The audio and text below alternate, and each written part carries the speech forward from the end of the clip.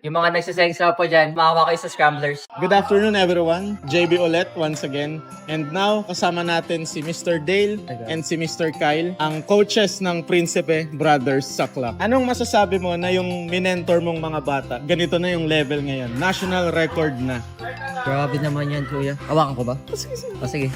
Nakaka-proud lang. Aba. Kasi, nung last time, mas mabilis ako sa kanila. Tapos ngayon, mas mabilis na sila sa akin. Pero okay pa din. Kasi, tinutuan mo tapos biglang bumilis ng ganyan. Siyempre, nakaka-proud naman. Thank you. So, how about naman you, Coach Kyle? Anong nararamdaman mo na ganito na yung level ng mga tinuruan mo? National record level na po. Just like Dale, I think masaya ako for them. Kasi yung just to share, I learned from Dale. And then I made a tutorial which these two boys studied, and then later on, mas mabilis na sila sa amin. So, national record holders na sila. So, it's like kids beat the teachers, which is a good sign of improvement, which pushes the community forward. So, I think that's any teacher would like that. Parang it's a good feeling.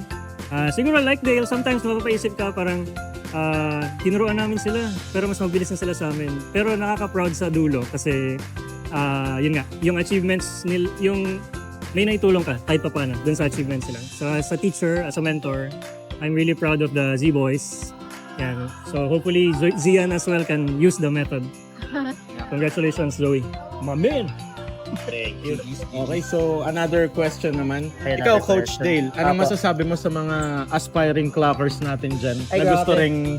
gusto ring makarating sa national record level, bro? Anong masasabi mo sa kanila? Okay, ito po ang step by step paano mag-NR, no? So una, bili kayo ng Chi clock kasi pangit po yung mga plastic dyan na ano yan, yung sengsaw, hindi po kaya mag-NR yan. Sorry na. Yung mga nagsasengsaw po dyan, maawa kayo sa scramblers. Step 2, panoorin niyo yung tutorial ni Kyle sa YouTube. 7 simul. Tapos, mag-grind lang kayo pag natapos nyo yun. Then, hindi pa kayo NR nun kasi medyo mahirap pa ang NR. Pero kailangan nyo, sali kayo dun sa GC ng clockers. Oo, tama yan. Para doon kayo mag-ask ng mga help tsaka tips. Willing naman tumulong yung mga tao dun Nandun dito mga to Sila yung magtuturo po sa inyo. Wala na kami dun. Kasi, hindi kami NR Yun lang po. At tapos, sali na ng kompe para mag-NR. Tsaka okay lang kahit mag-DNF ka kasi part of the process lang yun Basta sanay ka din. Speaking from, national record, DNF average sa Philippines. Thank you po. Thank you. So, how about naman po, ikaw, Coach?